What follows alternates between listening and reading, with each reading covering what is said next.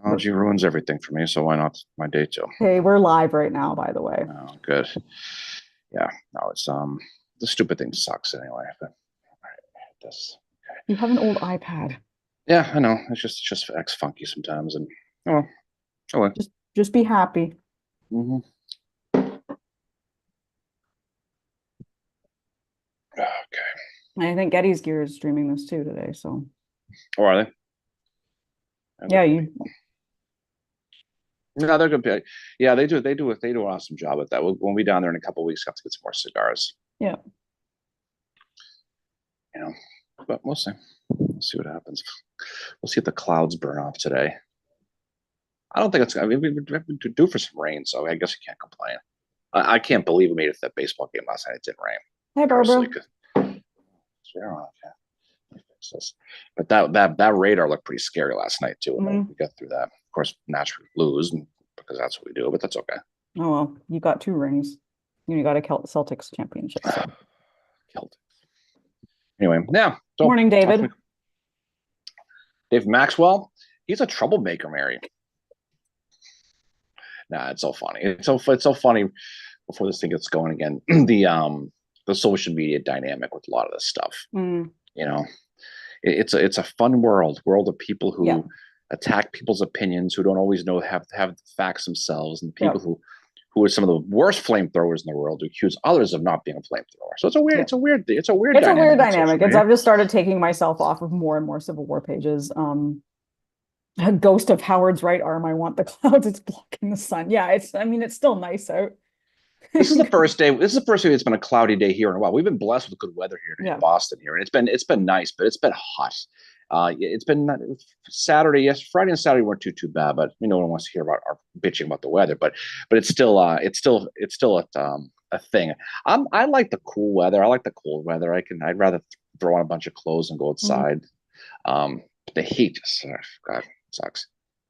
Anyway, Frank is on. Hey, good morning. Frank said, "Happy 159th of the last Civil War general that surrendered. Stan Wadey, Stan Wadey. Yeah, he's right. Surrendered 2 months after Lee. Oh, that's cool.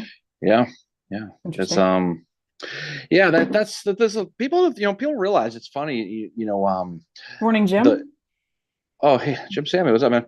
I assume it's Jim Samuel. So I Yep. can't read the comments because my computer screwed up. It's Could because be you don't have that same capability. I try to I like explain I it to like you. the I like the power. Anyway, I thought we were going with this, but people think that when Appomattox was the end of the war, was it? And that there's a Twilight Zone episode with Lincoln in it. If you go on to Twilight Zone, Yep. it says Lincoln was the last casualty of the Civil War, which is not true. People getting killed, obviously, in North Yeah. Carolina and Texas and places like that. So yeah, it's neat to talk about. It certainly is. But yeah, but Yeah. it is interesting. Okay. You know, Ghost of Howard's right arm says it's been hell here in Adams County for weather. well, you get used to that in Adams County, though. I mean, it's a gold. It's Yeah. always a gold bond powder Good. day for the boys in Adams County. Every Good day. for Gettysburg National Military Park for being proactive yesterday, just like limiting the morning programs and canceling the afternoon programs because like you can't have people being out there in that heat. Like that's dangerous. Well, I mean, people talk about, well, the soldiers are out there. I mean, give a little bit of love here to the Rangers who do this stuff. They Yeah. have to they can't wear shorts and a, No. a t-shirt. I mean, they got to wear their Ranger outfit. That's hot. That's hot. I have some Ranger friends, and they get so hydrated even when it's not that hot. So Yeah. give it a break a little bit. People, Gettysburg for some reason is getting people to complain about everything all of a sudden, whether it be Yeah. Beavers or whatever. But I mean, it's yeah. and I mean, I don't know. That's why I kind of like I'm on other, pages and stuff. Like you don't see this kind of thing on like Chickamauga or Antietam or anything. It's a much different vibe. Well, Um, people love Gettysburg and they're very yeah, proud of Gettysburg and they have an owner.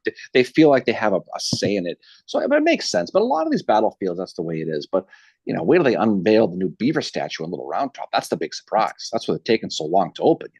But I don't know. It's fun. It's fun talking about all this stuff. So, but we didn't do an episode this week. We're doing one on Gainesville next week, and that'll yeah, be fun. But but now it's coming out of that battle season. I know Jim Hessler is doing his tour of Aldi today. yeah, So you wouldn't be yeah. on this if you were there because because you can't be two places at once. Mhm. But he, what's great about Hessler is although he's associated with Sickles and Gettysburg and the Yeah. Peach Orchard and all that stuff, is he does tours out at in the Dakotas with Custer. He does Hmm. tours in the Gettysburg campaign. So he gets out there and gets out in a boot, as you say. Yeah. And so that's pretty cool on his part. But that's what's great about these battles is you study all that stuff, the pre stuff to it. It's important. It sets up a lot of the stuff later, right? Well, it helps to, if you look at campaigns, they do offer that kind of the high level overview, but if you look down at the little things that lead up to certain things, like you kind of have an understanding of why things happen the way they do or why something happened. You kind of like you look at something like Chickamauga, for example. Um, you know, the Chickamauga campaign, the anniversaries it starts in August of 1863 with getting the rebels out of Chattanooga. And then Rosecrans spreads his army way too thin. As Thomas tells him a million times, like, I think they're spread way too thin. Then you understand why Chickamauga happens because he gets totally like, he doesn't realize how close Bragg is. He thinks Bragg is somewhere else. And then, the other important aspect of Chickamauga, which I've mentioned many times, is to look at that day one, the 18th, completely causes Bragg to change his battle plans because of what Minty and Wilder do in holding them back. He had a completely different battle plan. And then Minty and Wilder were like, "Oh, you're not going to do this to us." He has to go back the night of the 18th and change Mm-hmm. everything for the 19th and the 20th.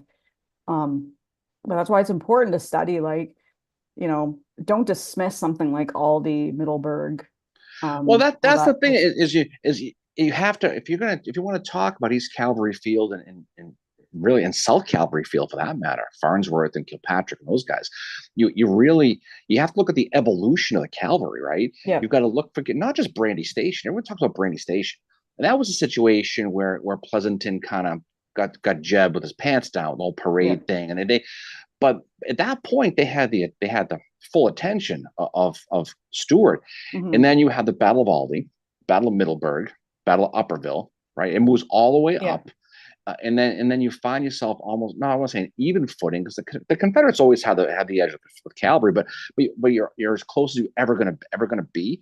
And then when you start to see when they get to Gettysburg and you see how instrumental the Union cavalry was and run DMG, Yeah. obviously Custer, but even guys like Wesley Merritt, Wesley Merritt in the U.S. regulars. I mean, they basically helped. Uh, Speaking of South Cavalry Field again, on that left flank with the Fifth U.S., in the First U.S. against basically guys like the Seventh and Eighth Georgia, for example.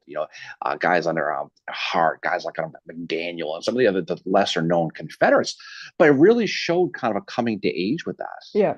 And I know the whole thing got screwed up and Farnsworth got killed and all that, but I mean, but when you look at the other side of the battlefield, the more popular version of the battlefield with East Cavalry Field, you're seeing really a standoff, between um, Custer and guys like Wade Hampton, right? Hmm. And it's great. Hampton gets wounded at this battle, the richest man in the Confederacy. They said he was, and so it's really cool to see the evolution of the horses and Hmm. how it The goes. horsey. Did you say the Well, horsies? the horses, right? Horsies. But then you guys like William Miller, these nondescript Hmm. people that only the real died and the Will Getty's nerds know who that guy is.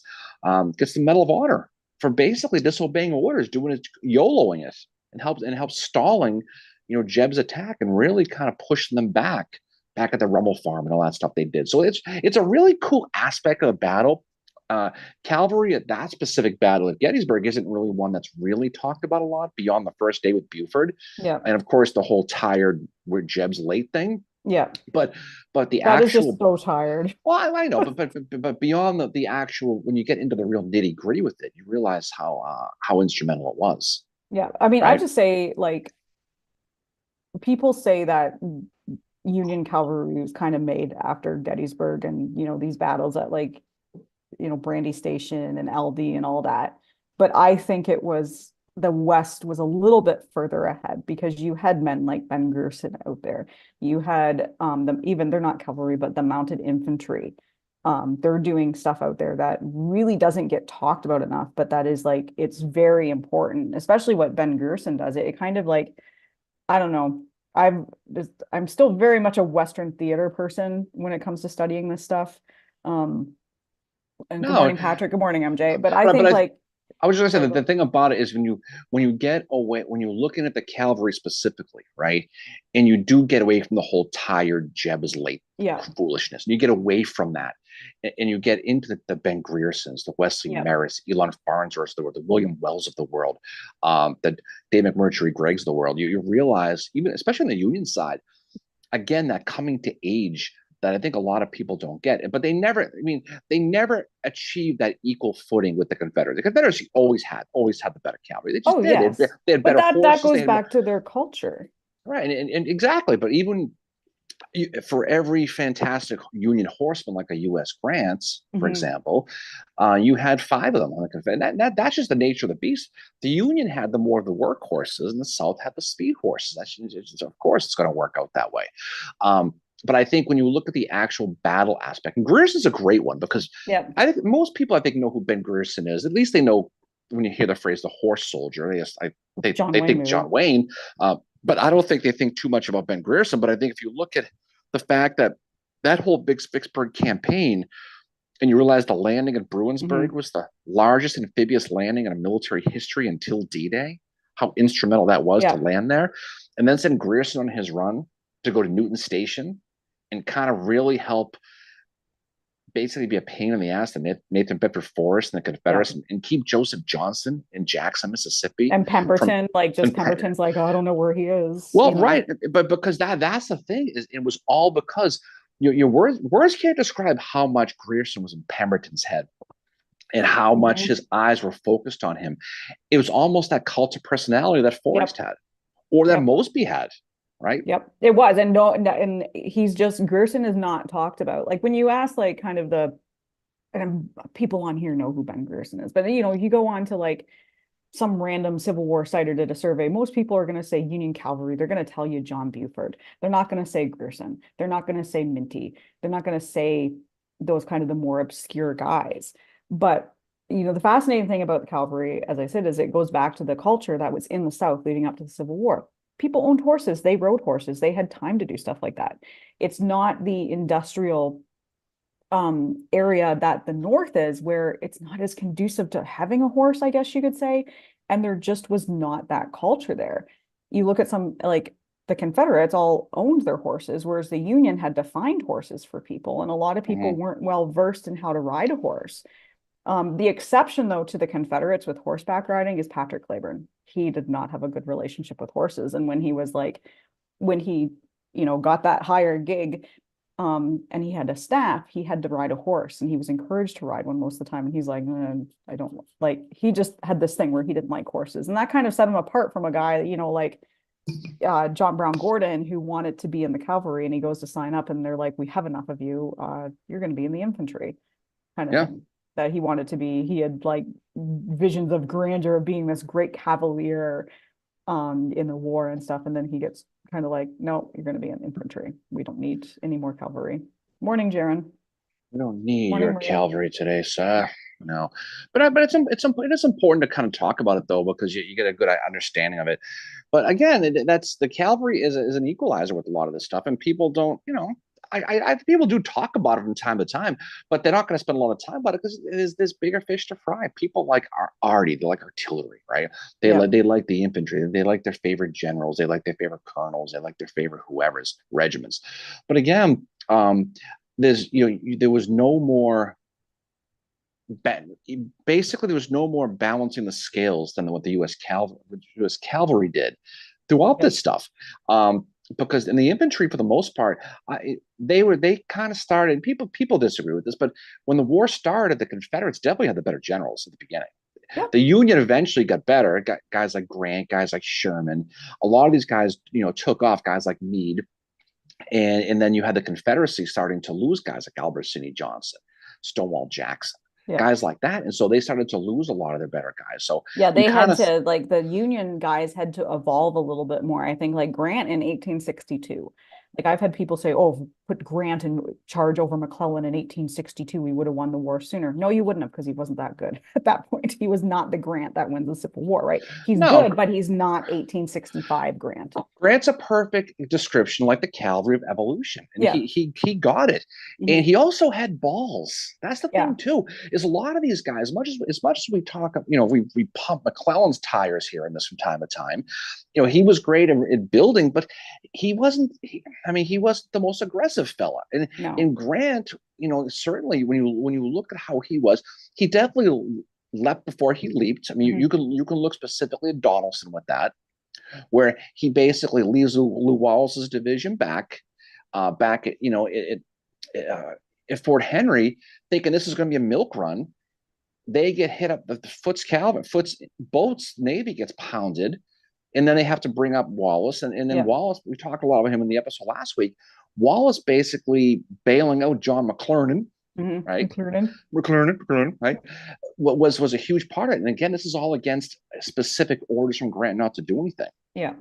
Um, and he basically saves that day. And then even Shiloh. I mean, Shiloh is a situation where if it wasn't for Halleck sending 15 messages to Grant not to attack until Buell's there, the Battle of Shiloh probably doesn't happen. It's probably the Battle of Corinth. Yep. But they had to wait because he had to do that, and that whole thing, the whole fiasco with Shiloh. But that's how this whole thing is. It's a dance where you've got this side advancing, this side falling back, and you see how the game plan changes. Where you start on defense, you flip to offense, you go back to defense again, and you saw that with the Maryland campaign with the Confederates. You come off of Second Manassas, and then it's now suddenly you're going into Maryland if you're the Confederates, and so it just the whole script changes. But even before, we're coming into the anniversary of the 7 Days Battle of Oak Grove is the 25th, the kickoff of 7 days, and you see how, and that's the biggest change is you're coming off the peninsula, Yeah. where you've got Robert E. Lee and you've got the whole Confederate Army after June 1st of 62, really flipping that narrative. Now you're taking the 7 days. You're going to Oak Grove. You're going to Beaver Dam, Gaines Mill. We're going to talk about this week. Savage Station, Harrison's Landing, Malvern Hill, all the way through, where it kind of shows that now it's like Rocky and Drago, right? Drago's pounding him, and then all of a sudden Rocky gets that one punch and he starts going, starts falling him back. That's what the 7 days was. Yeah. And if it wasn't for Stonewall Jackson, sorry, Stonewall fans, you might have bagged McClellan right there. For all the people who rip on Lew Wallace for chasing the butterflies at Shiloh, there was no butterfly chase bigger than Jackson for the 7 days. and so it's just the way it is. I just pictured that skeleton going after butterflies with the tutu. Well, it's important to say, because this is a guy where when you look at Gaines Mill, you have an opportunity to attack Fitz-John Porter, his fifth corps. They're separated. We'll talk about this next week, but they're all are on that Botswana Swamp stream area that we were at about a year or so ago, right? And Hugh got him over a barrel, but they just got to wait for Jackson to get there. Yeah. Oh, where's Stonewall? I don't know. We got to wait. And then what happens? Eventually, the Confederates that's one of their greatest victories, Gaines Mill. Yeah. But eventually, they're able to push them back. But again, it could have been a much more bigger loss for the Union if Jackson were there. And that's again. That's people don't talk about the downside of Stonewall, but it's there as if it's a fact. Well, absolutely. I mean, they all have bad things. They all have downsides. They all have good sides. Morning, AQ. Hey, but they definitely. But the Virginians, the modern day Virginians, they definitely tread lightly on that aspect of his campaign. Yeah. It doesn't mean he's not good. It just means that it's very understated. And when you talk about the fact that if for example, you talk about like the Gettysburg, the Antietam's of the world, and if McClellan had chased Lee after Antietam, how things could have been different, and there was a missed opportunity here, right? Yeah. But what if Jackson got to Gaines Mill quicker, right? What if they were able to hit Fitz-John Porter's fifth before he could get back with the army? Yeah, you're going to lose a whole corps, right? They eventually pushed McClellan back to White House Station, that whole thing, and get rid of him anyway. But again, that could have been a huge. It was one of the biggest victories the Yeah. Confederacy had in the entire war. But it could have been a lot bigger. It was like Chancellorsville. Yeah. They let Hooker escape, and the Union escaped because unfortunately Jackson was whatever the hell he was doing. Yeah. Yeah. And I Maybe think too, maybe he was looking for lemons. Maybe he was stuck in a tree. We don't know. We don't know. I think the thing with looking at the good and the bad, like someone like Stonewall Jackson or anybody, any of these guys, Union or Confederate, is it helps you to understand how they evolve and if they evolve and if they can, learn from their mistakes. And it's not like you're not putting them down by saying they had bad moments. These are humans. And there's emotion thrown into it. And I think too often people will get stuck on kind of the negatives of one individual, or they will get stuck just on the positives. And that's when I don't know, that's kind of like a dangerous trap to fall into when you're studying these people. Is you also have to look at what other people are saying about them and why they might be saying that. Like, is it politics? Was the person just a complete, not very nice or whatever? No. But I do like studying, looking at the mistakes because it helps you see how they grow, how they evolve, and how kind of also to the historical memory of these individuals as well, as how are they viewed today versus how are they viewed in their own time is sometimes very different than how they are viewed. Well, today. just think of whatever sports teams people follow. Yeah. You're gonna look at the facts.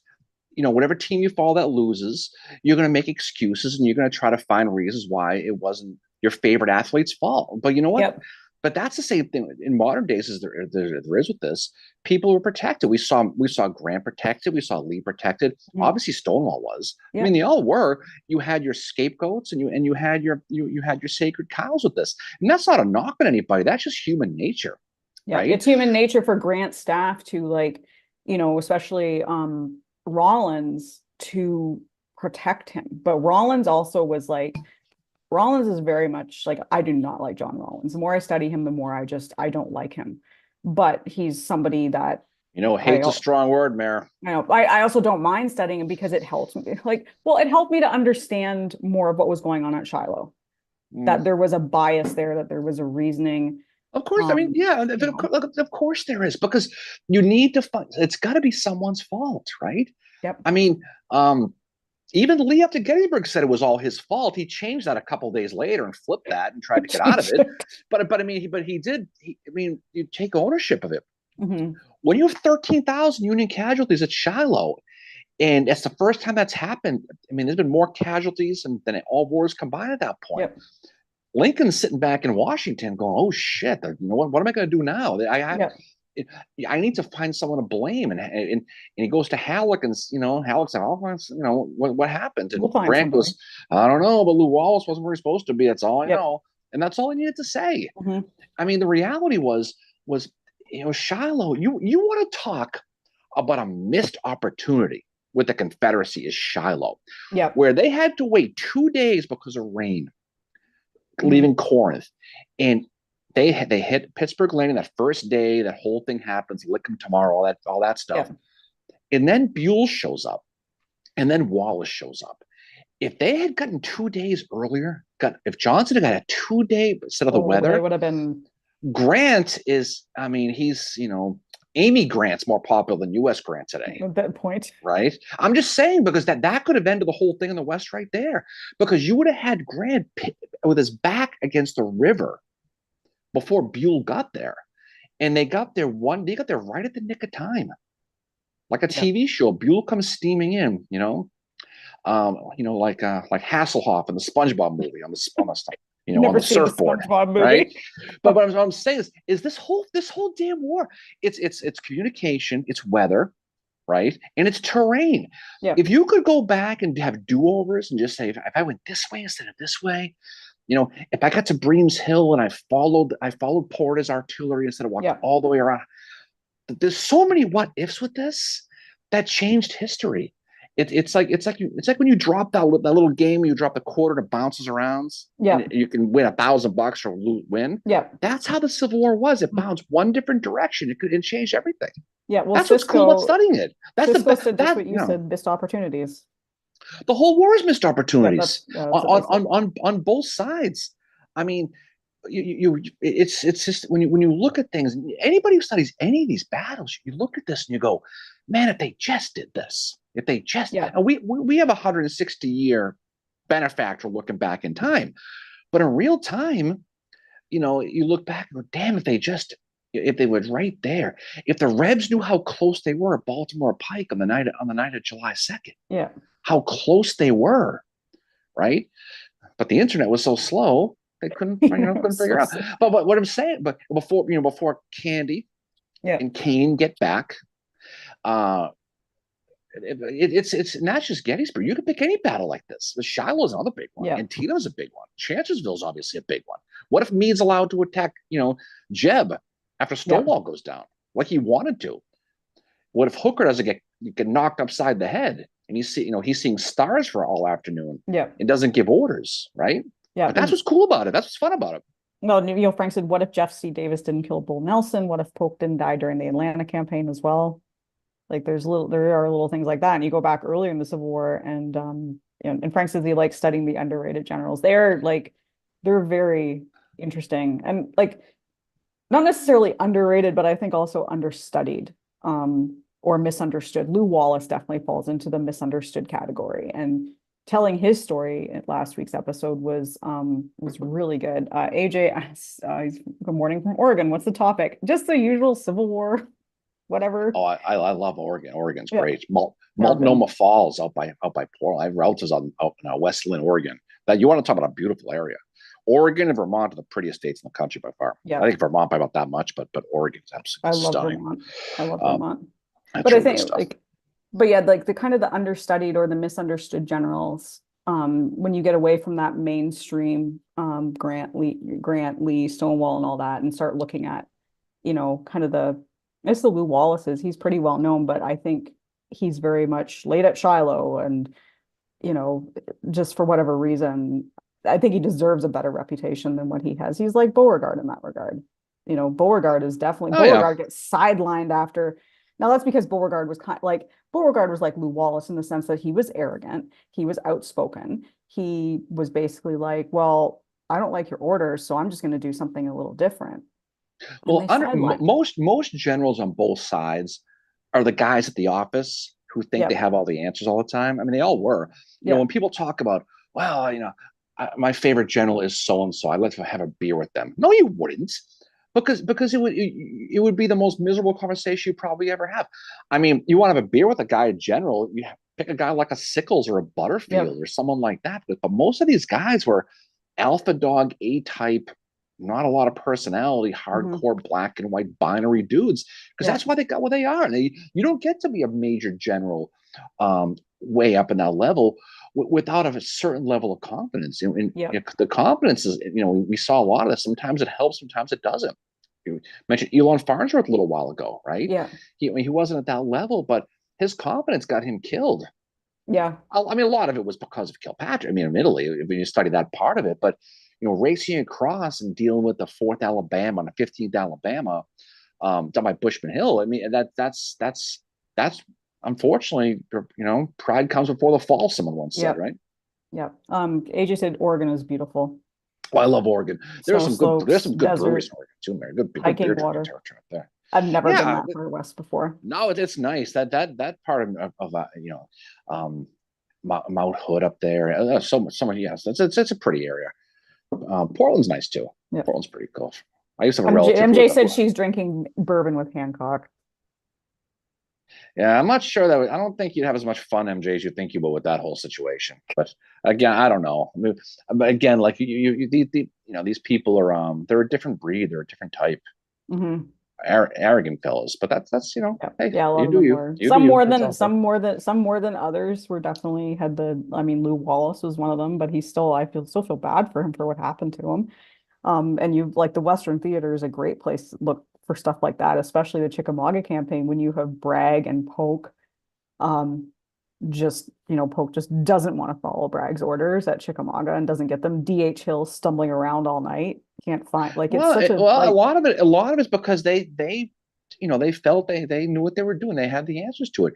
And some of them are guys like George McClellan have a reputation of being extremely arrogant, but he Mhm. also thought he was the smartest guy in the room, and that's Mhm. ultimately what got him. Halleck, same deal. I mean, Halleck was commander of the West for a little while before he got sent to Washington. But yeah, but it's a fun conversation though, and you can sit Mhm. there and you can sit back and talk about who you'd like to meet and stuff like that. But I'm not sure I want to meet any of these guys because why? I mean, I don't know. I think it'd be kind of fun in a way to stand there and watch them operate. Yeah. But if you're going to sit down with a Meade or a Hancock or a Grant or a Sherman, I mean, you're probably gonna be like, dude, that guy's prick. That's how I think it probably would. I mean, you listen to like, if you read the memoirs of some of them, they do talk about how the personalities were like Grant was apparently very quiet and would let everybody in the room speak. And then he would give his, whatever he thought about it. And he was always like, looked like he was thinking about something, whereas Sherman was like talking all the time, moving all of the time. Like high energy individual. They were exact opposites. And he always like, Sherman was always giving his opinion as to what he thought about stuff. Well, people who study Grant, um, they all have the same common. We talk about how different people get different opinions. We talk about Kent Masterson Brown versus Gelzo as far as Gelzo. Meade. You have a total different opinion. But I think the common thing about Grant was that he seemed to be the calmest guy in the room all the time. Yep. He didn't, and I think that's why when you see your leader, your boss, anybody in your real life, your coach, whatever, and you see that person, I've got this, it's all good, it's going to make you feel better versus someone who's running around with their head cut off. Yeah. And Rosecrans was that way. And he, as the cheese slowly fell off the cracker with Yeah. Rosecrans, he went the other way, and his men lost confidence with him by the time they got to Chattanooga. But you always want your leader to be confident because if you're Yeah. gonna go fight into battle and you see your guy, I mean your boy Howard. We talked Mhm. before about at the gatehouse in Gettysburg. He's flipping out. He's just his one arm in his jacket Yeah. swinging around, and he's bouncing off the walls. If you're a subordinate, that's not what you want to see, No. right? But And also, and you look at it from the human side of things, he's been at it since whatever time in the morning. And I think any of us, I don't care who we are, would be flipping out. But I agree, you wouldn't want anybody to see you in that. But I also think it's really unfair when people say, oh, Howard was like freaking out. And then, Hancock comes, he's all calm. Of course, Hancock is calm because he hasn't been in a battle all day. There's like, oh and yeah, that well, this that does that's that. the thing. That's the one thing that like people have said that to me before. And I'm like, well, let's look at the situation, not defending Howard in the situation, but I think any of us would probably be a little bit wound up by midnight of, Well, just you think, know, just think about you're a soldier and you're yeah, fighting for one of these guys. Even Beauregard at Shiloh, he's riding right up front. After he texts the boss and says, "We won. Let's get the parade, get the Duck Boat parade ready at yeah, Shiloh. We won." And then everything happens. He's right up front riding with his men. Kearny Chantilly right up front with his men. yeah, Right. Garnett, Virginians at Gettysburg right up front with his men. yeah. Barksdale right. I mean, that's leadership, right? Hmm. Is you're not going to do something, you're not going to ask your men to do something you wouldn't do yourself. And that's what separates them. And that's why history looked at these guys the way they do. Yeah, Even going down the lines, guys like I appreciate, like Edward Cross, Charles Tilden, yeah, people like that. They're like they take their orders, whether they agree with them or not. Well, this is the orders. This is what we do. We have to do what we have to do. I, yeah, I don't care. I don't care if you don't like it, but this have to do. Colville, first Minnesota. yeah, Mudge, it's murder, but it's an order. You can go right down the line with these people. But that's leadership, though. You're a yeah, second Massachusetts guy, and you see your guy up front, you do it. You'd have yeah, to do it. yeah. I Six think that, Wisconsin, Rufus Dawes. You could just go. You could spend all day talking about this. yeah. Well, and there's, I think too on the Confederate side of it, or in the Western theater, you have a man like Hiram Granberry, who is first of all, he's got the stature to do it. He's like 6 foot whatever, right? But he's also got that Mm-hmm. described as having a very deep voice, so the men can hear him. Yeah, Any paint like there's that one painting of him at Pickett's Mill, and he's on his horse, and he's like probably not a great spot for him to be on his horse, considering he's like 6 foot whatever, right? He's what was he, six yeah. two or 6'3" or something? He Like was a he's tall, very tall fella, tall a guy. tall fella. Um, but a man like that is able to not like he's got the nat kind of that you know, if you have like a louder, deeper voice, if you are tall and you can carry yourself confidently, then yes, and that's probably one of the reasons that allowed Hiram Granberry to be who he was in the Civil War. He's one that doesn't get talked about enough. We did an episode about him. That's what we did. Very We did. fascinating guy. Very sad story though too. Like he loses his wife to ovarian cancer, and then not long after that, he gets killed at Franklin. And he's Yeah, what and he's like what 33 years old or something. the thing about Granberry, we talked about this in the episode, is if you look at that, Google his picture, and it looks like that the kid who forgot it was picture day at first grade, his hair's all sticking up crazy, Yeah. it's a big mess. Was he had that picture made in Baltimore to give to his wife, so when she died and he couldn't be there, she'd have a picture of him beholding when she died. Yeah. So you can see the sadness in his eyes in that picture. If you Google it, you'll see it. And that picture was made specifically as a death picture for his wife. Yeah. And that's what's great about this is the human stories about all these people, right? And a lot of these people, they died supporting their husband, right? Yep. Especially their wives. A lot of them. Yeah. I mean, Arabella Griffith. We would talk about with Andrews. Yeah. Was the same thing. It goes. There are so many stories that go right down the list. You could talk all day about these, and as much as the Grants and the Lees are all fun to talk about and all that stuff, when you get into the real roots of these stories, these Yeah. human stories, that's where the real meat is. If you really want to Yeah. understand this. Yeah.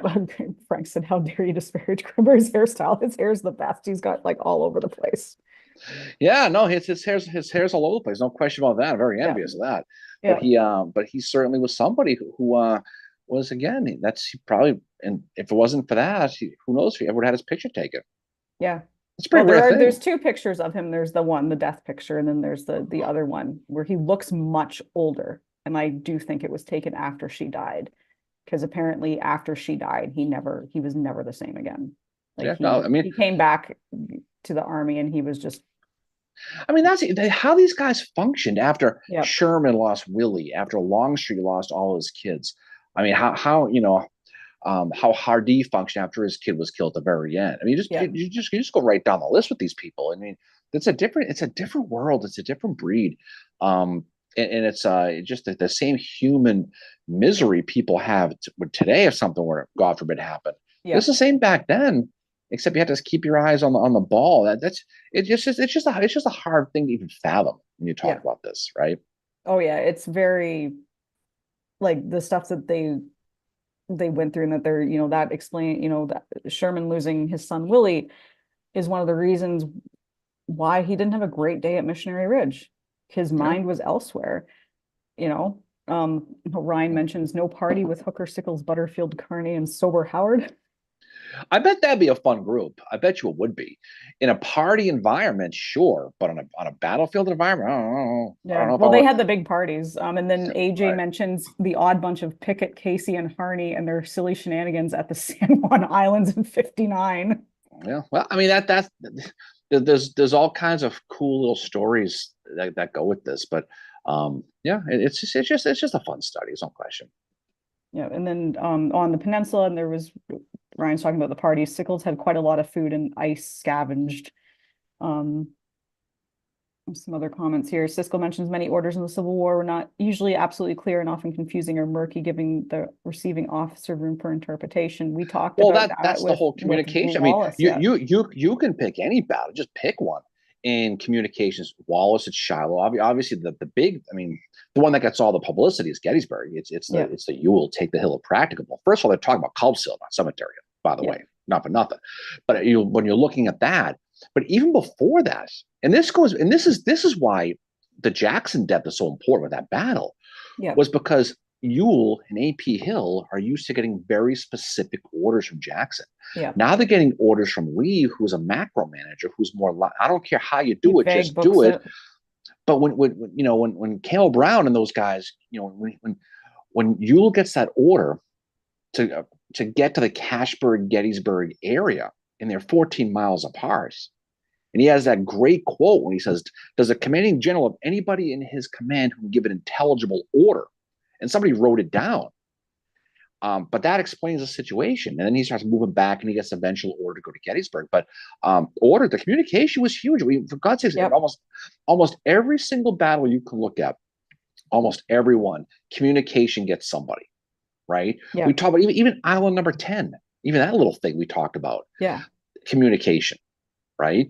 I mean, not just the big boys. Well, and Second Winchester, third Winchester, Kernstown, you know, it happens at all, Chickamauga too with the order that I think it was I do believe it was Garfield that wrote the order that Wood got when he's yeah, told to move his division and he's like, wait, now what? Like he's kind of like that meme of that woman where she's like, the what? Like yeah, where yeah. you get closer on her face. And he gets that order and he's like taking it around to other people and they're like, is this what I think it is? And they're like, yep, you have to move. And he's like, if I move, I'm going to create a gigantic gap. But Wood had been yelled at by Rosecrans earlier that day or the day before and threatened court martial. So Mhm. Wood is like, well, I guess I have to do it. And so he does it. And that's why you have the breakthrough at Chickamauga that happens with John Bell Hood breaking through that area with Yeah. Longstreet. And That's the big thing is misinterpreted orders. But if you look at, for example, a smaller battle, say a battle of Kernstown, as I just mentioned it, yeah, where orders were theoretically disobeyed by Garnett to Jackson. yeah, But again, Garnett's up front. I mean, he's at the front of his line with us, the second Virginia, the fourth Virginia, the 27th Virginia, right at that Pritchard house, right? And Jackson's way back. He's not with the yep, men, but you know, you're getting pounded by the guns from from Kimball, and you're getting driven back, and Garnett either loses his army or he yep. falls back. He chooses to fall back. Jackson nails him on it. Hmm. But the thing about it is Garnett screwed up there. He Hmm. did badly. He was slow. He attacked piecemeal. You got the left wing guys like Fulkerson, right, who was supposed to be attacking. You've got basically the army spread out all over the place, and it's completely disjointed. Yeah. Garnett screwed that up pretty bad, and he deserved to get court-martialed. Hmm. But I think the perception is Jackson somehow stuck it to him. But that comes from the Jackson people looking to sit there and say, there's no way Jackson could possibly get beaten by Nathan Kimball. Yeah. I know Kimball beat Lee back in Western Virginia at Sheet Mountain, but there's no way. It's got to be Hmm. someone's fault. It's got to Yeah. be Garnett's fault. Yeah. But well, I mean, But Jackson and also court-martialed like everybody, well, right? well, he did. He handed out court martials the way Oprah gave out cars, right? He did. You get a court-martial, you get a Yeah, court-martial. but again, I mean, Garnett screwed up pretty bad there. He Hmm. did, because even with Jackson falling back, he still attacked piecemeal. He did against higher ground, against artillery. If you've been to Kernstown, you go right to where the Pritchard house is. You can Yeah. walk across that field where that stone wall is, and you can see that if they had attacked completely and they swung, and you would have basically, you're going against guys like Tyler, Kimball. We're not Yeah. talking about the A list here. We're not talking about Sherman and Grant. But he attacked it disjointed, and then he got pantsed, and then he fell back. So he didn't attack the way he was supposed to, and that's the problem. So he blamed? Yes. Was it his fault? Yes, it Yeah. was. But that's the thing. Was it But worth a but court? I think the thing was it worth a court-martial? but the communication, and that was a communication, because Yeah. Jackson should have been there. He Yeah. should have been. He's back with the eighth. He's sitting back whittling. Who the hell what he's doing? But again, what happens with Kernstown? It ends up completely unfurling the Peninsula Campaign, and Irvin Yeah. McDowell has to get sent out his division because of Jackson's presence. So you can see how these battles in the big picture. Yeah. But again, it's every one of these guys, it wasn't Garnett's greatest day. It No. wasn't.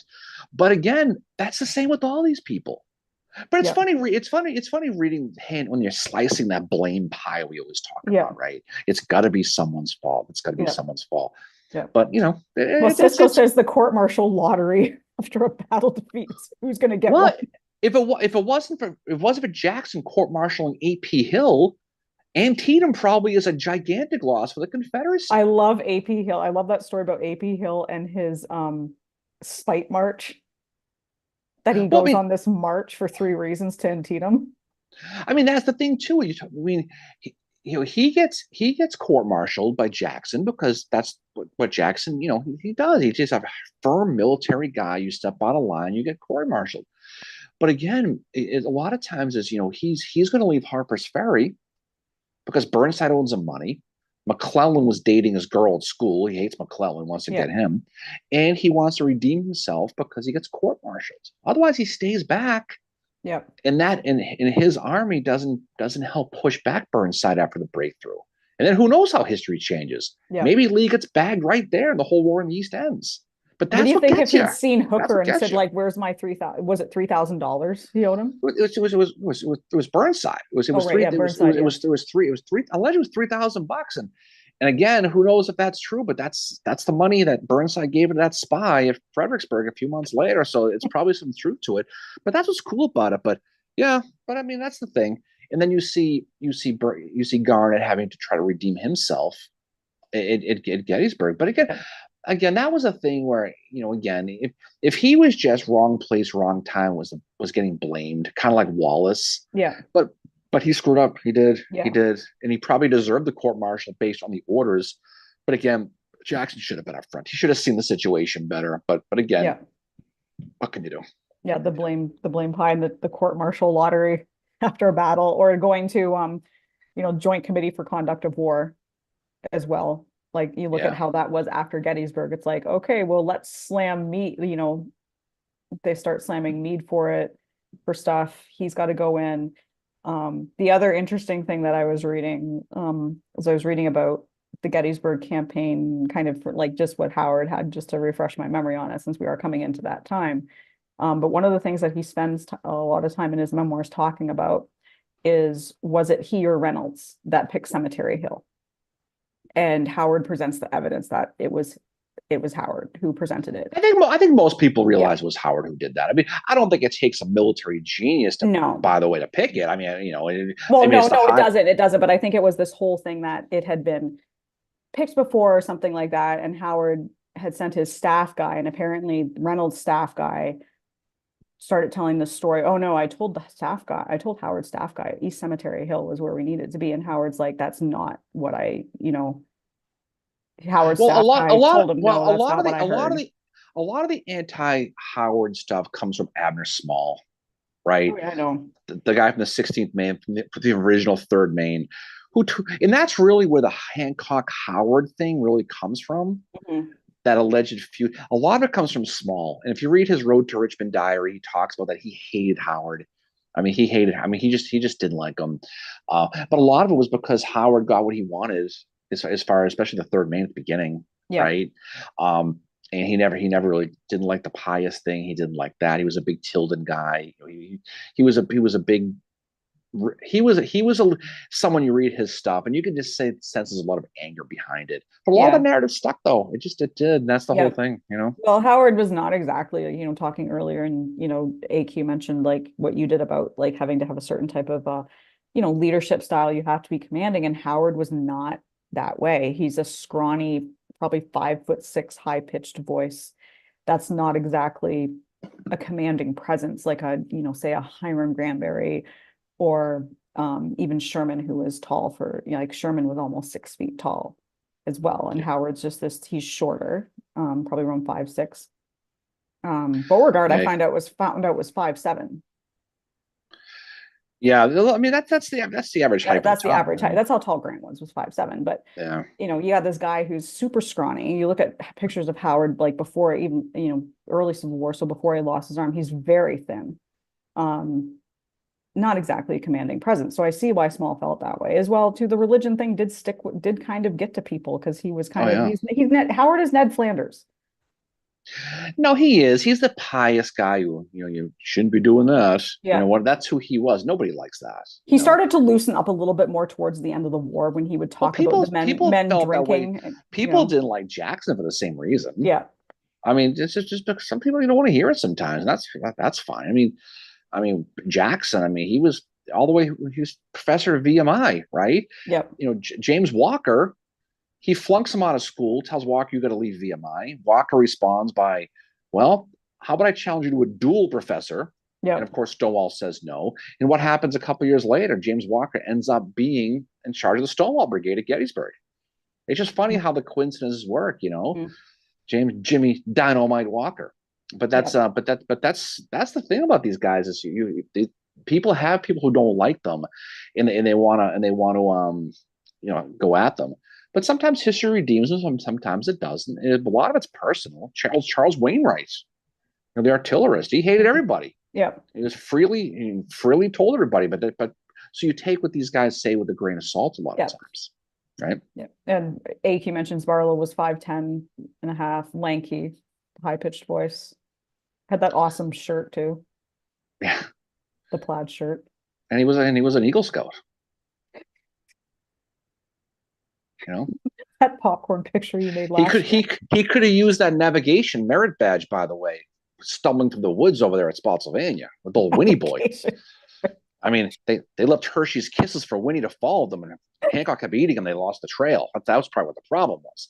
But yeah, you can see the two of them doing that, and Barlow's like, yeah, I left those things out. Hancock's got chocolate. He's like, I don't know what happened to him. I didn't see him. But that's the thing too. Is you go with the best you have. Yeah. Barlow was a hard fighting, disciplined. He was a tough dude. They all were. I have to say that if I was slapped on the legs with a sword by somebody, I'd be pretty pissed off. But that's the thing, but they all, it's in real time. It's tough. And you walk some of these grounds. I mean, I mentioned Spotsylvania. You walk those woods. Yeah. Right. You make that march into Spotsy and through those woods. Picture do that at midnight or middle of the night. Of course, you're going to get lost. They get lost. Yeah. It happens, right? Like Barlow, people don't talk about Barlow a lot with Spotsylvania, but he to walk across that open field, and you've seen the field in part of the, when you walk across that field, the Mule Shoe, and you see that dip, and you picture Barlow leading those guys across that field. I mean, that's a real deal right there. Yeah, he gets a lot of hit. He gets hit a lot for Gettysburg for moving his men out of the salient. But that's a tough spot. Yeah. Even Hancock. I mean, he's firing artillery at the Mule Shoe with his own men 5 feet away because they had to do it. Eventually, he has to pull back and stop. And you get old clubby Allegheny Johnson swinging his club at everybody, kind of like Tamlin in that Anchorman movie and that fight scene. But that's what Spotsylvania was. But you got to give Barlow credit. But I mean, for Spotsylvania too, Hancock did not have a great day at Spotsylvania overall, especially against John Gordon. Right? No, AQ said Spotsy was one of Barlow's best moments. She does a really great job with the history of like Barlow and goes to see his grave, which I think her and I are the only people that have gone to visit Barlow in probably the last 5 years. Oh, he's buried right where I went to college, 2 minutes away. So it's cool to get out there. But he doesn't get a lot of credit. He doesn't get a lot of credit for Spotsylvania. People think of Spotsylvania, who don't you think of Emory Upton, obviously. Yeah. I mean, he's probably the first person you think of. Of course, you think of the Elephant Man. Yep. Right? Calling him that. Ben's on here he's from Texas, but he's in Omaha, Nebraska for the College World Series, and he said congrats for the Celtics win. Oh, thank you, Ben. Yeah, Ben's a Dallas guy, Mavericks guy. So, yes, that was a good series. I got a feeling it's a pretty good chance they're gonna have a rematch next year. We'll see. Not a big Kyrie guy, I'm not gonna lie to you, but it's not a fan. But Texas A&M beating Tennessee in the World Series last night, game 1. I had Tennessee in that. That's a good win for them. So hopefully A&M can finish that. That'd be good, cool for them. So, yeah. Yeah, MJ mentions, and she does a lot of research on Hancock, which is pretty cool. She mentions, he wasn't the same after the Gettysburg wound, and he didn't have some good days in the field after that. And that's the thing is sometimes these wounds would that's how these guys lost their fastball. And, another example of that is John Bell Hood, his wounding. And I know he was not on Laundromat Franklin. I know that. But the effects of Laundrum of an opioid can last for a few months after you go off of it. Yeah, you got to remain objective. I do think he was coming off of that. I don't think he was high as a kite that night, nor was he taking Laundrum at that time. But I think he was in a lot of pain still.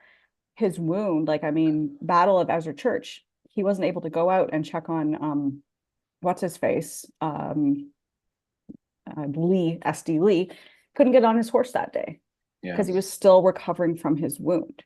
And I was reading the part where Johnston loses the Army of Tennessee. I think it's in late July of 1864. And Union and Confederate were shocked by that move. Because Howard, his account of it is that we, basically saying we were all surprised when Johnston was taken like out of that command. But the other thing too that Howard said is that Hood, like he basically says that Johnston was really cramping the Union, like that they couldn't figure him out. Even though he was just kept falling back and he wasn't really being overly aggressive. But he did say that, Hood in place was one of Sherman was like, this means we're going to fight now. This is a good thing. But Howard said that Hood was no match for Sherman and Thomas. He's like, Howard basically implied that Hood is now going up against the two best ones in the Western theater. And that's the other thing too, is I've noticed is that Thomas, like he is so respected amongst these other generals. They always mention him as being one of the best. And I don't think he gets that as much today. But it's interesting to see that, right? Like Howard was saying, Hood is now about to go up against like Howard. And he's like, it's tough to go up against a Howard, or it's tough to go up against, a Sherman and a Thomas, is what he said. Yeah. No, I mean, yeah, the two of the best they had. I mean, Sherman was a great planner, great, all that. Thomas was a good fighter. He was cautious, but he was smart. I mean, Sherman was a little reckless. He liked to recklessly frontally expose himself, which is never a good idea if you're a short little, right-headed guy, but it's okay. But I think it's fascinating. But yeah, of course, when these guys get wounded, look at Rosecrans. He PTSD likely is what got him. Yeah. We talked about certainly Hancock when he took his junk shot at That's a ghost of Howard's right arm says if I was shot in the junk, I'd lose my fastball too. Remember, Top he's had to give orders with a higher pitched voice too. They probably didn't take him seriously as they probably would have back when he was back in Antietam, that sixth division, right? But I mean, but that's the thing is these are human dudes. I mean, God, you can't blame them. You could probably even see Lee's psyche a little bit after Gettysburg kind of spilled a little bit. Because Lee never realized, especially during Overland, which is all, the anniversaries, all that's going on now. Yeah. Was he never realized that Grant was targeting his forehead. It wasn't a Richmond, and he never realized that until the very end. And when we talked about Wallace last week, we talked a little bit about the Battle of Monocacy a little bit. And again, he's still guarding Richmond. But when you look at Gaines Mills, since we'll be doing that next weekend, that battle probably saved Richmond. If you really think about it. I mean, that was a gigantic victory, and that's if you want to give Lee obviously credit, besides Chancellorsville and Fredericksburg, is the 7 days. I mean, a lot of the battles didn't work out too well. I mean, some of the smaller battles like Beaver Dam Creek, no one gives a crap about that. But the little ones at the very beginning, and Malvern Hill was not a good day for Mother. That was the day when Low Armistead hid behind the tree, and he got the nickname Poplar General because he was hiding behind a poplar tree, going against that artillery. But Gaines Mill was a gigantic victory for the Union, I mean, for the Confederacy, and it would have been a bigger one if Jackson had been there. But again, that's Reynolds fell asleep too. That's where Reynolds fell asleep. He got caught by D.H. Hill. He woke up. He and D.H. Hill were friends, and D.H. Hill was like, "I've got you." And Reynolds people don't like to talk about that, but he'd been awake for like 3 straight days. He thought he was in a safe area. He went to sleep and woke up, and there's a bunch of D.H. Hill was like, "Gotcha." Well, he has that quote about, well, thus is thus is war, or something like that. And Reynolds is probably all pissy. And we can't say what Reynolds said. He's probably a Philadelphia guy. He's probably bitching about the Phillies probably when they caught him. But I mean, but that's probably what it was. And so he ends up actually more of a Lancaster guy. I was thinking about Meade. But he gets caught there and he gets released. But yeah, Gaines Mill. If you haven't studied Gaines Mill, I mean, it's just, you're talking about a gigantic friggin' battle, because you're talking about like 200,000 people at this friggin' thing. I mean, this is like the Celtic parade the other day. Where with that row we were standing at. It was a huge casualty number too. 30,000, 35,000 casualties. It fought on pretty much the same battlefield as Cold Harbor was a couple of years later. Yeah. But I mean, we went to Gaines Mill a couple of years ago. We went to Lisa Samia's thing in Richmond at the Yeah. museum. You go down to that Botswana swamp area, that stream, Yeah. and imagine the Confederates, John Bell Hood, and those guys coming at you. That's a tough spot. Yeah. And Porter was separated from the rest of the army, and he finally got sent back. And you had that breakthrough on the left hand side that really drove the Union back. And daylight saved them; they got the hell out of Dodge by the end of the day. But Gaines Mill and that's it's the a big battle that kind of doesn't get the publicity. I think when you think, when you start to think battles like the 7 Days, for example, you tend to focus on Malvern Hill a little bit. But Gaines Mill is a big one, and it's an interesting one to talk about. It's a bloody as hell battle. If you like battles with gore, this is your battle. I mean, no question. Cisco says, I wasn't sleeping, I was strategizing. Yeah, it's like, I'm just resting my eyes. Yeah, I said I was resting my eyes, General Resting my Reynolds, eyes, maybe.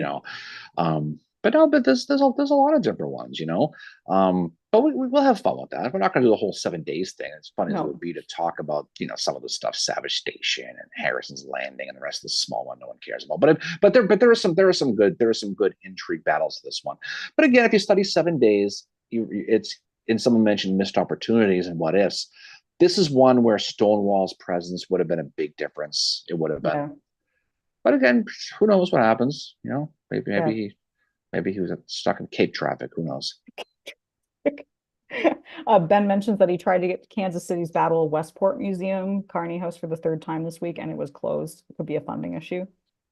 Yeah, well, you're seeing that a lot. You're seeing a lot of these museums closing, and that's unfortunate. You really funding, staffing. I mean, honestly, if you're working in the museum field, it does not pay a lot of money at all. You're doing it because it's what you want to do. You're not doing it to make the big bucks. Well, you need volunteers. I mean, a lot of it is volunteer. Like you look at somewhere like Kernstown, which is, that's a privately owned place, and that guy has turned it into the battlefield basically, and it's a great place. I think they have like kind of a society or board of directors that obviously helps run things and all that, because they do need to raise money, but still it's like a labor of love. You're not doing it because you want the cash, that's for sure.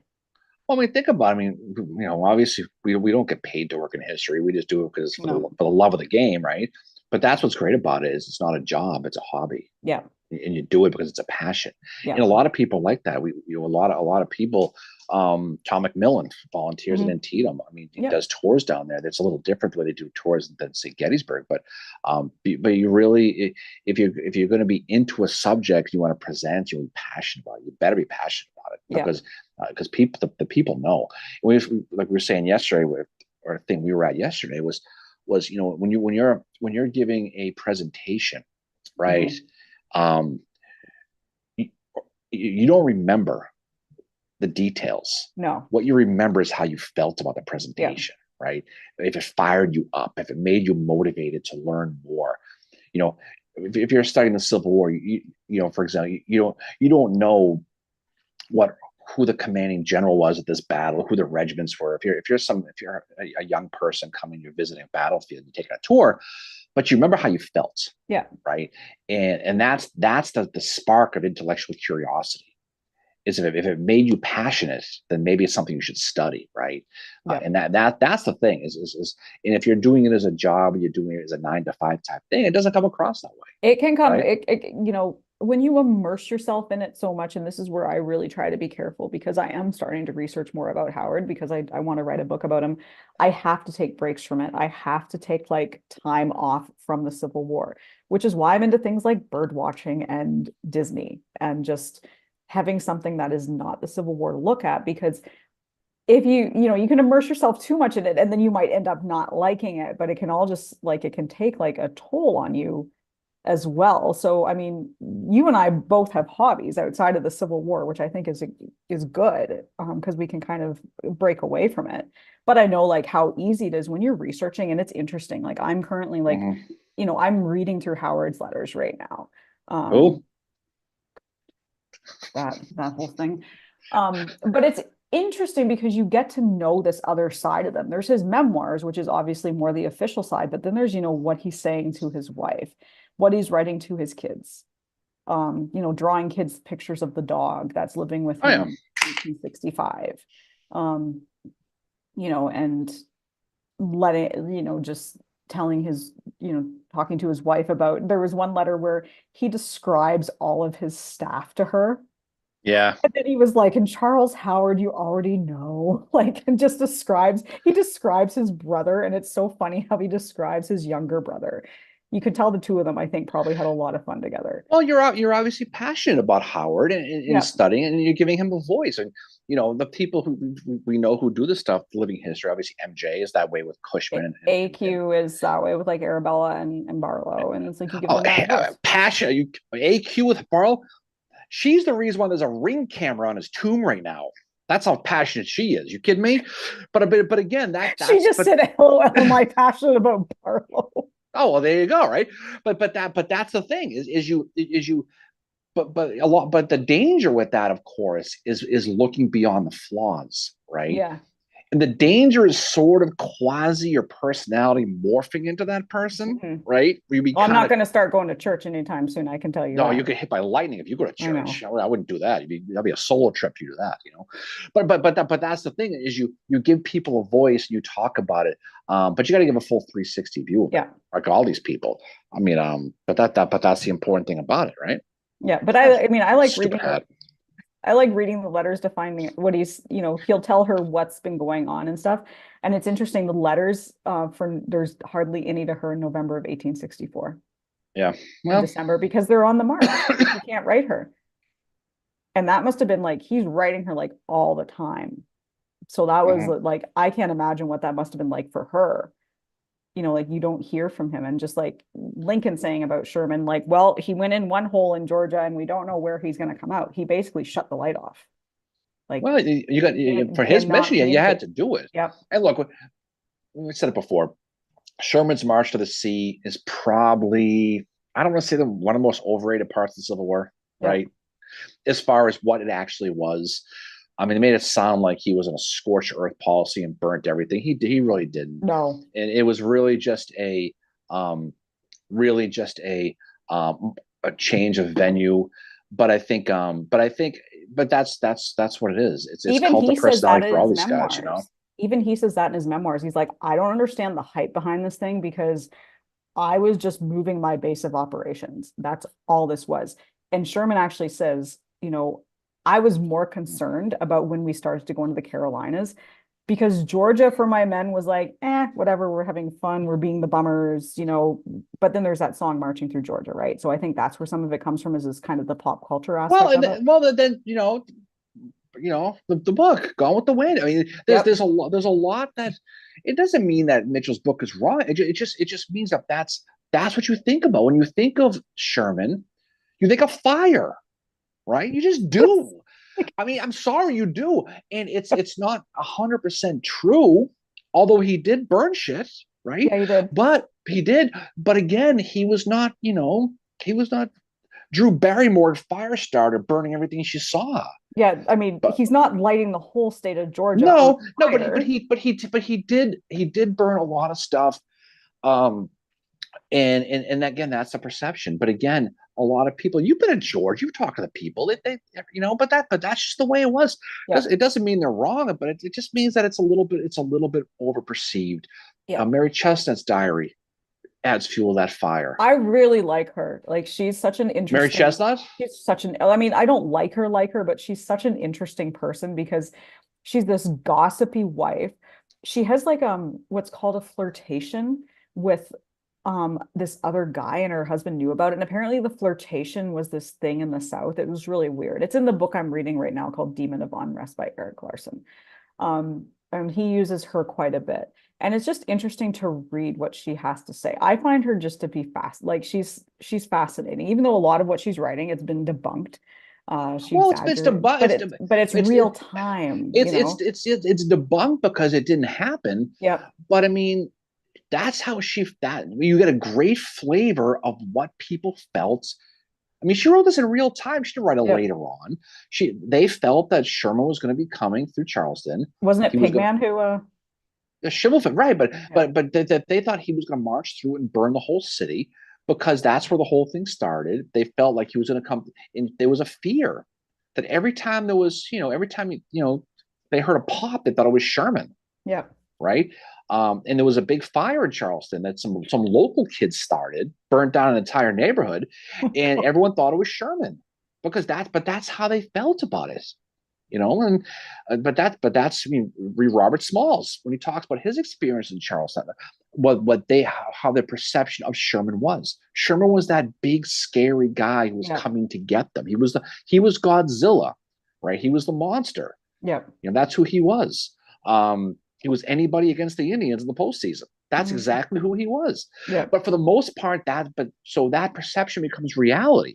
Doesn't mean it's right. It doesn't mean it's wrong. It just means that that's how they felt. But history showed that Sherman, for different reasons we talked about, whether it was Masonic reasons or a girl reason, he left Charleston alone. He went to Columbia. He went to Columbia instead. But they didn't think he was going to do that. You go to Charleston. You go to Charleston. You sit at any bar. You go to Holy City. You sit at the tap. You sit at the bar. You drink your IPAs. Okay. You get them talking about Sherman. You'll hear all these stories. My great great great grandfather saw him. He was using a cigar to light fires. He was burning kindergartens. That's just the mentality that they had, and it stuck with it. And that's the mentality that people have. Yep. Joe Denise is on here. He says the Union Army's boogeyman. Well, he was. I mean, you want to talk about a cult of personality. As much as Forrest was for a lot of people like Sherman, Sherman was the big enemy. I mean, he was the big scary dude. That's who he was. Well, he had a reputation going into Georgia too because of what he had done in the Vicksburg camp. What was that? On the Atlantic campaign too. I mean, yeah, exactly. But his mini march to the sea, where he was like, "Let's see if we can live off the land." We did an episode about it. What was that? But again, he Meridian. Yeah, Meridian campaign. Meridian campaign. But he is, the reputation of burning Atlanta. Yeah, there's that whole thing, and he's going to be, which is not really true because Hood burned a lot of Atlanta. But he told Hood to slow his roll, right? But you're a Southerner, and you see Atlanta burning, and now he's moving through the state and stuff's popping up. Yeah, a lot of it was he was blamed for everything. Yeah, right, and that's again doesn't mean it's I mean historically proved it was wrong, but that doesn't mean that's not how they felt. Yeah, it was a psychological warfare at that point. And yeah, like I said, Sherman doesn't, sorry. You want to pick two guys who really kind of were probably more of Sherman's reputation is Ulrich Dahlgren and Phil Sheridan. Yeah. Right. Though, I mean, especially Sheridan. Right. But that's they don't get the publicity because one, Dahlgren got killed, even though he had the assassination papers allegedly on him. Right. Yeah. And Sheridan was kind of the dollar store Sherman. I mean, he was. He's Timu Sherman. Yeah, he was. He's mini-me. That's kind of who he was. You know what Timu is? It's really bad, cheap clothing. They do knockoff stuff. But yeah, he is dollar store Sherman is a great way to describe Sheridan. But this is a guy who watched barns burn, lit a cigar. I mean, and just fired it up. I mean, yeah, but again, Sherman is the big boogeyman, and that's. Even today, you go in the South, you mentioned Sherman, of course, this guy wears a Sherman t-shirt in Atlanta and sits at the bars all day and is asked for it, but I don't care. I did that at Ringgold and at Chickamauga too. And I got try do it in Atlanta. Oh, I know. I did wear my shirt in Atlanta, remember? I thought you wore your Howard shirt in Atlanta that day. No, I wore my Sherman shirt because remember we were at the ball game and that was what I chose to wear. Okay. I don't remember, but okay. Yeah, and we saw that guy that had Jeff Davis on his hat. That's right. We did. We saw a guy with a Jefferson Davis hat at the Braves game. Random. Yeah, that was weird. But Sherman is doing this as much as he says this is not a big deal. It was for the Southerners because if you're fighting in Virginia and you're from Georgia and your wife and kids are on the farm and they could be in Sherman's path, you're going to start thinking like, is this worth it for me anymore? What's going to happen to my wife and kids because of and that's kind of the psychological warfare that he was waging at the time. But once he gets into the Carolinas, that's where his tone changes in his memoirs with that. You could see that was what he wanted the people to remember. But he was also more worried about his men because he was like, I don't know how I'm going to be able to keep them in control when they're here because this is where secession began. So how do I keep these guys in control? And obviously Columbia, things did get a little bit out. They did. I mean, Wade Hampton probably started the fires, and Sherman admitted, like, yeah, I blamed him. I didn't know for sure. No, But Wade Hampton absolutely did. I mean, Wade yeah, Hampton did. Wade Hampton was a guy. I mean, we had to do an episode on Wade Hampton someday yeah. because he's a fascinating guy. I know someone who, like, she loves Wade Hampton. Really, One of my friends, yeah, she it's loves kind of a Wade Hampton. weird Yeah, flex she now, loves Wade Hampton. Yeah, but he got his noggin bashed around at the East Cavalry Field at Gettysburg, and he got wounded at First Manassas. I mean, this is a guy who definitely not to the level of Hood, but he got out there and he rode out front and a lot. He yeah, paid the price for it quite a bit. yeah. I I think hit in the head with a sword at East Cavalry Field, I believe. yeah. Knocked him Joe a little Denise before just said beefsteak raid. Beefsteak, right? Joe Denise. I'm gonna see Joe Denise pretty soon. We'll be at DC in a couple of weeks, so I'll catch Yeah, up with him. yeah. It's been a while since we've seen Joe. Yeah, yeah. I don't think I've ever seen Joe sober, actually. Never. Poor Joe. He's a good dude. He's a great user of the Untapped as we are as well. Oh, you kidding me? He's definitely an untapped guy. No question about that. I'm almost at 3,000, by the way. I get a 3,000, I get a free new liver. It's awesome. Wow. It's a great deal. Great I'm looking forward to getting to 1776, and I'm going to post some kind of weird, like, look, time for rebellion. Oh god, yeah, Canadians are really big on rebellion. No, we're not. No, you're not. But no, but it's good though. It's good when you look at some of these guys. But I think when we look at specifically, when we look coming up here at this battle of Gaines Mill, as I try to, we don't have to. Like, that's the thing is, like, we're going to be talking about it next week. No, I know, but we'll get to talk about a lot of cool people we really haven't talked about before again. And this is going to be pretty cool. So it'll be fun. We're going to talk about FitzJohn. We're going to talk about FitzJohn. People focus on him for Second Manassas about speaking of court-martial, dude. He gets court-martial there. But he does a pretty good job overall. He's lucky. Like I said, he's lucky that Jackson didn't show up. I know he wouldn't court-martial Porter because he's on the other side. But CAAQ, have a good day. Oh, thank you. So see you next time. Thank you. I was just gonna say, like, it's just sorry to bring up the March to the Sea again, but it is the 160th anniversary this year of the March to the Sea. Yeah, no, this is a good year for anniversaries. I mean, 1864 is obviously, I think, as much as 63 gets a lot of credit because of Gettysburg and Vicksburg. I get all that, but 64 is really where the war was won. If you really think about it, you got Overland Campaign going on. You got a lot of stuff with the Atlanta Campaign. You got a lot of stuff. That's really when it gets real, and that's really when the bloodbath really starts and finishes off with Franklin. And it's a brutal year for Lincoln personally. It's a brutal year for the for overall for the entire both armies. You could see both armies by then. They're just like two hockey guys, bloodied, fighting, swinging. Yeah. Oh, by the way, go Edmonton. By the way, how about that? Go Edmonton. Speaking of hockey, not just because I don't want Florida to win, but the Leafs fans are going to hate if Edmonton wins because Edmonton will be the one to bring the cup back to Toronto or back to Canada. Ghost of Howard's right arm says Canadians won't revolt unless they close the bar.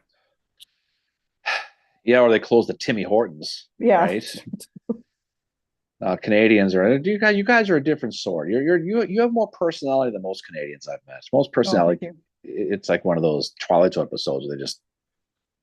Yeah, that's you know what I mean. I do. Yeah, but no, but it's a big year, and it's great that Gentili's out at Aldi right now, and I know it's a different anniversary, but 64, all the 160 that's going on, and I wonder he's out talking about his boy Luigi. I hope he's wearing his Breakfast Club hat. I bet you he is. He probably is. I bet you he is. But there's a lot of cool stuff that's going on, and this is a great. I know it's hot and it sucks and all that, but it's a great time to get out and see some cool things right now. Yeah, especially if you're along the Overland. If you want to go down to Cold Harbor, you want to go to Wilderness. If you want to go to James River, you want to go to St. Anna, you want to go to Petersburg. This is the time to do it. Yeah, Yeah, I mean, there's so much going on, and I do hope, like, I know Battle of Franklin, they're planning on doing something for the 160th. It'd be awesome to be there for that. I think our friend David Maxwell's going to be there. Is he? The 160th? Yeah, I think he's going to be in. Franklin? Yeah, for Franklin. I swear he told me that. And then, but it'll be interesting to see. This is like, I'm half joking, half serious. If Atlanta does anything for March to the Sea. Oh, I'm sure they will. Or the Battle of Atlanta. Well, I mean, they have markers throughout the state Yeah. where, where Just he ignore the went. church bells, everyone. That's the No, we have a church next door to us. third time today. Yeah, yeah, it's okay. Good for them. But I mean, I think they have stuff to go through there, and Yeah. there's a lot of cool things obviously to see.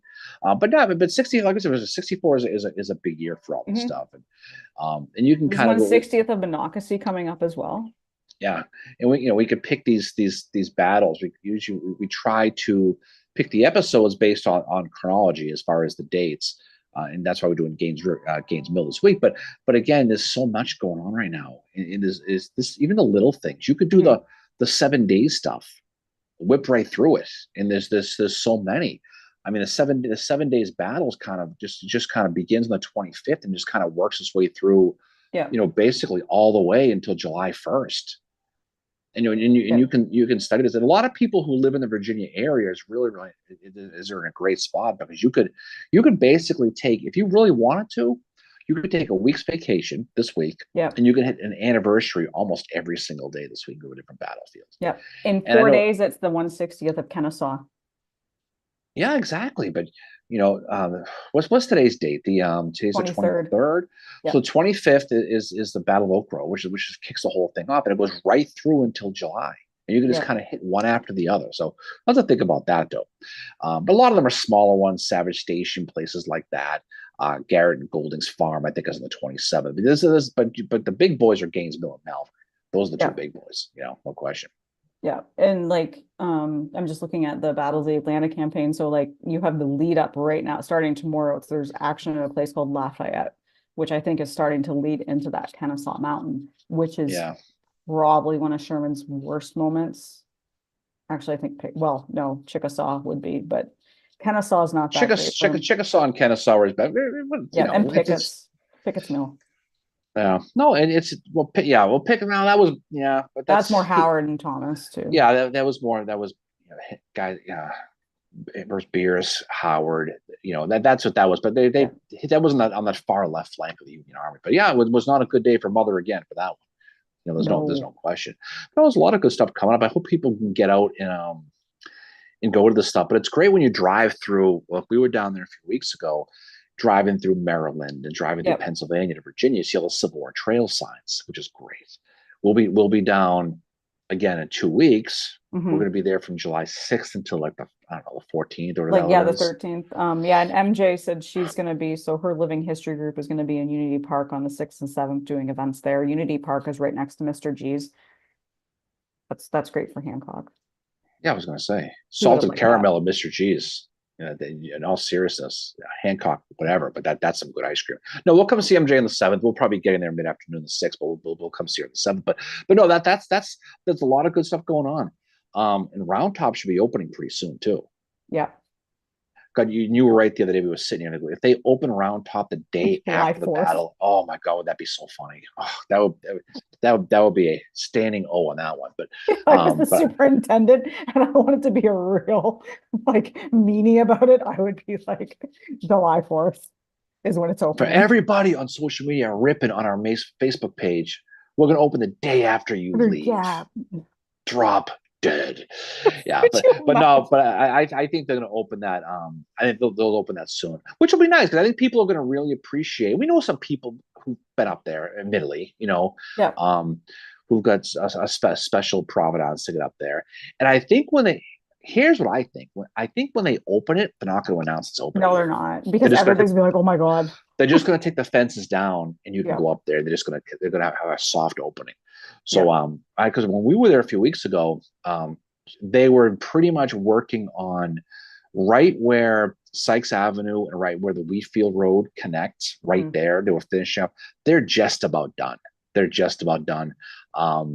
So, and you can't, we don't suggest even remotely anybody's sneaking up there, but I Yeah. think you're pretty close. But I think when you go up there and you see it, I think you're going to be impressed. The only question I have, and you and I have talked about this, is it seems like they shorten the road. Yeah, the roads do look a little bit more narrow. And so I'll be curious with the buses and the reenactor-sized people, how they're going to get up there and walk those streets, because they're going to have a tough time, I think.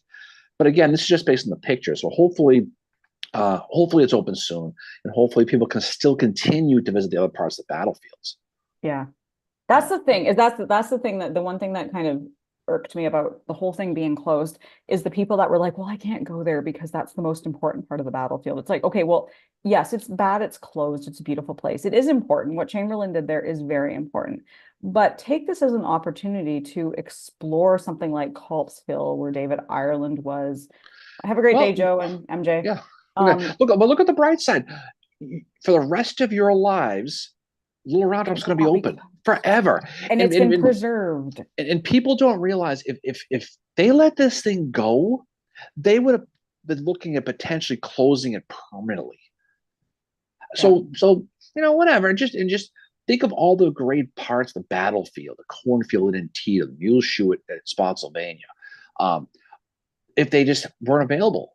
So now it's going to be available for the rest of your lives and the rest of your kids and grandkids' lives and forever. So enjoy it. Enjoy it and Yep. appreciate it. Because Ghost of Howard's right arm said they have expanded the parking area for buses, so that's the cool. parking area they did, but That the rows they definitely siphoned down. But again, that's just the rows, and it's a one way anyway, yeah, so it we'll have to probably see doesn't how it looks matter. once we actually go up there. But it's good they have more parking for buses because that's obviously a popular place. I just hope, Mary, they have not screwed up my secret cigar place that I Doubt go it. to, because there'll be problems.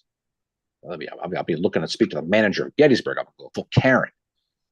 I won't be Darren. I'll be Karen. Frank mentions the 75th Pennsylvania and the 26th Alabama were both at Gettysburg in Pennsylvania, and that's why he likes studying those. Well, that's what's great about That's it. really like, can you imagine being at Gettysburg and then you find yourself at Franklin? Yeah, that's tough. That's tough, especially if you're the Alabama guys. Yeah, that's a tough That's a spot because where was the 26th Alabama at Gettysburg? what the hell? I don't know. I gotta look into that. That one I don't know. They 75th pro PA was 11th Corps, right? yeah, the Alabamans likely would have been they probably would have been well, they would have been down by where the Alabama Monument is, to be honest. Yeah. Okay. They would have been down there down by where the where Barksdale's guys were, that area, heading Wheatfield. way, yeah, heading. They would have been part of the Wheatfield. They would have been down. Their monument is down between the Soldiers and Sailors Monument and Pitzer's Woods. So Alabama's didn't have a lot of regiments at Gettysburg, as much as people, compared to the Georgians, compared to the Virginians. But it's great that people find their own specific regiments, and that's what's great about it. That's really I love that. I mean, Frank is like so like into this. He travels all like he's in California and he comes here a few times a year to see these battlefields. I think he's going to the 160th at Franklin. He says the 75th PA were at Fort Granger in Franklin. Yeah, yeah, no, some of it's just different. Admittedly, a lot of the Union, what they did was they, for the most part, the 73rd would have been probably a much smaller regiment by the time they got to Franklin, right? Yeah. Because realistically speaking, but it's just tough to say. Well, We saw they were in the Chattanooga campaign too. yeah, no, it's great. It's awesome. It's great to study some of these guys. That was great. I think most people who study this, they get into it because of a relative or something. They find a regiment that resonates with them, and they kind of follow them along. And as Yeah. they go through different battles, you learn about specifically the battles. Everyone's a little bit. Some people just fall in love with the battlefield, and it grows from there. Some people fall in love with a regiment because of family reasons or whoever reasons, and Yeah. then you kind of realize the battles from there. Which is kind of neat about it. What's great is people are getting into it. And there's still a lot of people into it.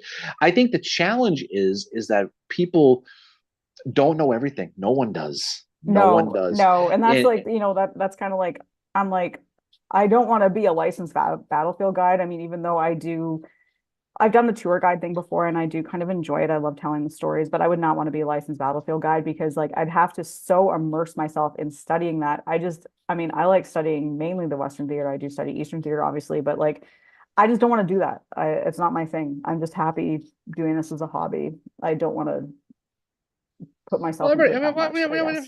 whatever. People are into that, but I think you have to remain open minded, because what's good about history is it does change. Yeah. New primary source documents comes up, it changes the narrative, and you have to stay open minded, and you got to realize that yeah, I thought this for the last 10, 20, 30 years, but now it's wrong, so now I got to think about this. And a lot of people, as you know, especially on social media, Mary, Yeah. have a tough time with dealing with change. But that's history. That's exactly history, you know. Yeah, exactly. Yeah, and I just asked Frank if I think the 75th PA were in the 11th Corps, but I'm not sure. They might have been 12th as well. They were in the 11th Corps. They were 11th, up there. okay. They were in East Cemetery Hill. They're monuments right at the Howard statue, as what Oh, the that's crescent moon right and sun. too. Yeah. Hmm. Yep. So They're cool. So right. They're we'll right see up there. that. So I want to find out yeah. more though about the Alabama guys. Yeah. I See if mean, they there were weren't. I mean, Alabama was not a. I mean, you had when you're talking to specifically Alabama. I mean, where you saw a lot of Alabama was places like um, it was basically like Hood's guys, right? yeah, Guys like Evander Law. So you had the 15th obviously is very important. The 4th is very important. The 47th, right? Those Bulgers yeah. guys, they're important. 44th, 48th, they fought at the Slaughter Pen in front of Devil's Den. So you had a lot of that. I have to look into the 26th to be honest, Oh my because I God, the know that 20, just looked them up. Seven Pines, Mechanicsville, they were at Gaines Mills, yeah, South Mountain, Antietam, Fredericksburg, Chancellorsville, Gettysburg, yeah.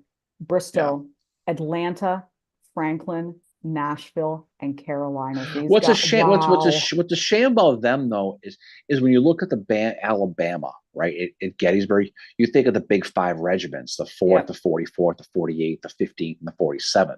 They kind of got left on the wayside a little bit. But yeah, but they had a lot. They had a lot of guys there. Not as many, like I said, as obviously Virginia, North Carolina, Georgia, places like that.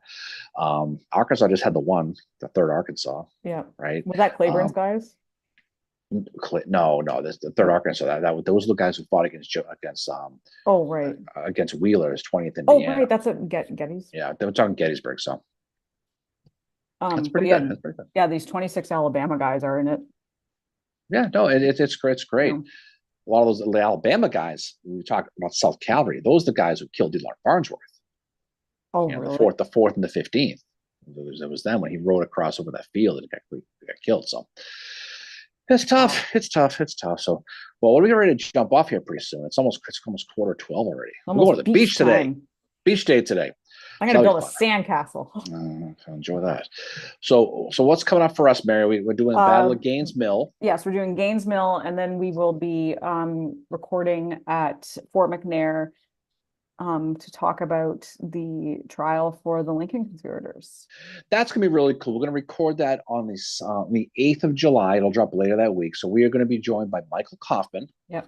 um, the writer of American Brutus, and we're going to be recording it from inside the actual Lincoln conspirator courtroom. Mm-hmm. We got special permission by the United States Army, Mary, to actually because where that is right now is on a military base right near the Washington National Stadium, and where the hangings were, where the judges were. So the courtroom we visited last December is pretty much pristine of how it was. So we got permission to record an episode from there, almost on the anniversary of the hangings. From there, so that's an awesome thing to do. We're going to be that's a bucket list thing. So we're looking forward to that. Today we're probably going to talk about what our next 3 episodes are, because we like to put out that little coming attractions thing on our social media to let everybody know what's going on. That'll be fun. So a lot of good stuff coming down the pike. So we'll definitely enjoy that. So if you haven't heard the Lew Wallace episode, jump on and listen to that. We definitely appreciate that, because he's one of those everyone knows who he is, but he's very underappreciated. I think people don't realize how much he did. Yeah. He did a lot of things, a lot. People associate him with Monocacy, maybe Shiloh, obviously Ben-Hur, but there's so much he did, and there's so much more he did, and he certainly did it. So it was pretty good. So all right. So why don't we jump off and we'll get ready to go with this. So any final words from you there, Fincheroo, before we drift off into the wherever we go? Well, thanks to everybody who joined us this morning. It's always awesome to have you on here. Love hanging out with you guys, and the questions you ask and your comments are great too. And I mean, the comments and questions are kind of what fuel the discussion, especially if we haven't released an episode. And then obviously thank you to you, Darren, for being the most awesome Civil War nerd I know. Yeah, it's a good time. So just one comment here from Frank. I did an Excel spreadsheet of every regiment and my favorite battles to study and cross-reference which battles they all fought.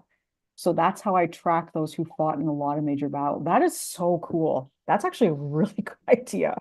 Yeah, I mean, third Arkansas was Van Manning, and And they would have got sent west too. But I think, and I know they were part of Claiborne's guys out west, but I know Claiborne's was 15th Arkansas. But I like right. Frank's idea of he's got a spreadsheet with his favorite regiments and he cross Yeah. references. That's really cool. That's hardcore nerd. No, it absolutely That's is. cool. Absolutely is. All right, so let's jump off. Somebody, thanks for having this and enjoy joining us. Have a great rest of the weekend, and hopefully it's warm where you are, but not too warm. Get out and visit the battlefields, go out and see your stuff, and definitely find some cool weather, find some libations, find some beer, whatever cools. What's the whistles? You do it, and we'll catch up